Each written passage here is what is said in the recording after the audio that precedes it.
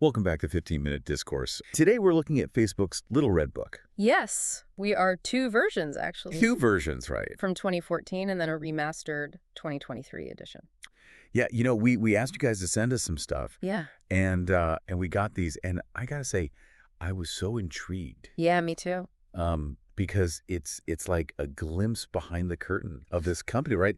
That's like so embedded in all of our lives and, digital lives. Right, absolutely. Yeah. And it's a really good opportunity to kind of understand their DNA a bit more, their philosophy, their culture, their anxieties maybe of the future. Yeah, and right from the start, both books, they hit you with this powerful statement, right? Facebook was not originally created to be a company, and they have this image of a world map, right? And it's overlaid with this network of connections, and I don't know why, but that image just like stuck with me. Yeah, it's a powerful image. I think it drives home the point that from the very beginning, their driving force was this social mission to make the world more open and connected. And so it wasn't about profit, it was about connection. Yeah, and to drive that point home even further, they put themselves like on this grand timeline of communication technologies. Yeah, they talk about the printing press. The radio, television. Yeah, like we're part of this big historical wave of connection. So this is a trend of history. And what's so fascinating is, they acknowledge this pattern, right? Every single one of those technologies was met with skepticism. Totally. Outright fear. Mm-hmm. I mean, think about Socrates. He was convinced that writing was going to make people forgetful. And then you have Senator George McDuffie freaking out about the telegraph. Yeah. Saying, oh, it's going to spread misinformation. Right. It's like history repeating itself. Right. Over and over again. And then even into the 20th century, you have Darryl F. Zanuck, right? Huge Hollywood producer, dismissing television as a fad. All these critics were proven wrong. That's right. Every single one of those technologies, despite the initial doubts, ended up reshaping the world. So Facebook is using that historical context, I think, to say, yeah, we might get some bumps along the way. Right. But we believe in what we're doing. We're the next printing press or the next telegraph. Right, exactly. And speaking of bumps, they have this whole move fast mantra, right? Yeah. Legendary. Legendary, yeah. And the books explain how their early choice of the PHP programming language really embodied that. It did. It allowed them to develop things and iterate very, very quickly. But PHP wasn't really known for being elegant or efficient. Right? But it let them get it out there. Yeah. Test it. Adapt quickly. It's a total startup mentality. But of course, then they hit a wall. Yeah, they kind of had to hack their way out of the limitations of PHP. Right, and they actually created a new language. Yeah, they did. And rewrote a huge chunk of their code. Which is such a metaphor for their whole approach to this idea of hacking, because for them, it's not about breaking into systems. Right. It's about being resourceful and challenging conventions and just finding creative solutions to problems. Yeah, even if it means taking a detour. Even if it means taking a detour. And that brings us to Zuckerberg's law, which they lay out in these books. And just let this sink in for a second. The amount of information shared online doubles every year. Crazy. An explosion of information. It's an exponential explosion of information. It is, and it presents all these amazing opportunities and challenges. Right. Especially when you consider that the amount of time that people spend consuming content hasn't really changed that much. So how do we even begin to make sense of this deluge? And Facebook's answer is surprising, I think. Yeah. It's not more data. Right. They have this really powerful belief that people are better than data. That's a quote from the book, and I think what they're saying there is that the key to managing this information overload is actually leveraging personal connections and social networks. So instead of algorithms deciding everything, you're saying our friends, our family, our social circle, they act as a filter. They act as a filter to help us navigate the information overload. I like that. And this gets to the heart of their philosophy, really. They say that true innovation comes from building products around people understanding their needs, their desires. Not just crunching numbers. Not just crunching numbers. There's even a quote in here that says, data doesn't care about you. Right. It won't bring you soup when you're sick or take you to a bar when you get dumped. That's a great line. But people, they argue. People are surprising. You give them something exciting and they'll run with it. They'll build on it and they'll make it even better. Which takes us back to hacking, right? Yes. It's not just about code. It's about a way of thinking, a way of problem solving. And that's where the story about the Facebook Games team comes in, right? They wanted a bigger war room, so they literally drew it on a napkin. Yeah, they did. Pitched it to Zuckerberg. And he approved it. That's wild. It's crazy. It takes guts. It does. And it's clear that Facebook, encourages risk-taking and a just-do-it attitude. Yeah, they have a whole section in the book about the importance of being bold.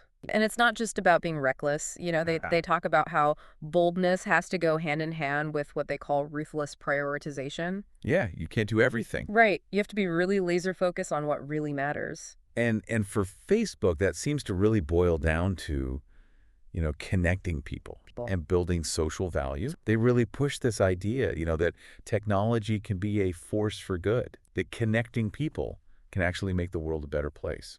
And they give some good examples, like how Facebook has been used to organize relief efforts during natural disasters, or how it's given a voice to marginalized communities.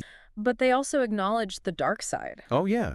They don't shy away from the fact that Facebook has been used to spread misinformation, to incite violence, even to manipulate elections. It's a sobering reminder of the double-edged sword of technology. It is. And I think that's where their emphasis on building trust comes in. Yeah. They say that without trust, the whole platform crumbles. And they even say people don't use Facebook because they like us. But I get it. I get it, too. People use it because it connects them to the people they care about. So, Facebook's success really hinges on creating this safe, trustworthy environment where those connections can thrive. And that's not easy to do. No, it's not. Especially in a world where privacy is under threat and, we've got all this fake news spreading like wildfire. Yeah, it makes you wonder how they're going to navigate these challenges moving forward. Yeah. Especially as they grapple with this, massive growth they've experienced. I mean, reading these books side by side, it's striking how much the world has changed in just a few years. It is. The 2014 version talks about 6 out of 7 people not being on Facebook. Right. Just a few years later in the 2023 version, they're boasting about 1 out of 7 people being connected through their platform. That's a seismic shift. It's a huge shift. And it really highlights the speed at which they've grown. Yeah. And the sheer scale of their reach. It's massive. But it also raises the question, where do they go from here? Right. How do they keep growing when they've already connected such a huge chunk of the world's population? Yeah. It's a tough question, and it's a question they seem to be wrestling with themselves. Yeah. You see this tension in both books between celebrating their success, but also acknowledging that they're not invincible. Like in that email from Mark Zuckerberg. Yeah. Where he says, "We are not the champions." It's almost like he's trying to shake things up, Right. Remind everyone that they can't get complacent. Like, don't rest on your laurels. Yeah. Keep pushing, keep innovating, or someone else will come along and eat your lunch. Exactly. So how do they combat that complacency? How do they maintain that hunger and drive that got them to where they are? Well, they keep coming back to this idea of hacking, but as we've said, it's much more than just a technical skill. It's this ingrained cultural philosophy. Right. It's about constantly experimenting, challenging assumptions, finding those creative solutions, even when resources are limited. Even when resources are limited, yeah. And they foster this through things like their famous hackathons. Right. Those events are like pressure cookers of creativity. Anyone in the company can work on anything they want. It sounds chaotic. It does sound chaotic. But it clearly works for them. And they view those hackathons as a microcosm of their ideal work environment. It's all about autonomy, risk-taking, and empowering people to come up with these breakthrough ideas. Yeah, it's that time-pressed environment that they talk about that forces people to get comfortable with making mistakes, which is a key part of their philosophy. Right. Embrace the messy, error-prone side of creation. That's where the real magic happens. Right. And they seem to have this unshakable belief that if you build something truly great, people will come. Like Zuckerberg says, no one cares what we say. They only care about what we make. It's all about action. It's all about action shipping products that solve real problems and deliver real value.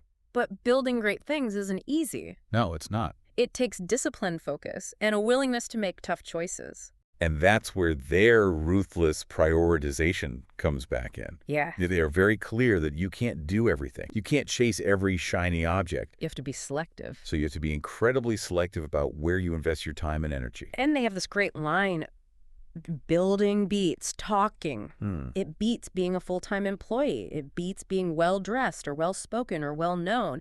It beats being in Mark's inner circle. It's all about execution, shipping products that actually make a difference. And to do that effectively, they need to constantly evaluate what's working and what's not. Right. Be willing to kill projects that are no longer serving their mission. Which can be tough. Incredibly tough, especially when you've poured your heart and soul into something. Absolutely. But they argue that it's essential for long-term success. It is. They use this analogy of a company being like the Large Hadron Collider. That massive machine designed to smash particles together at incredible speed. That's a powerful image.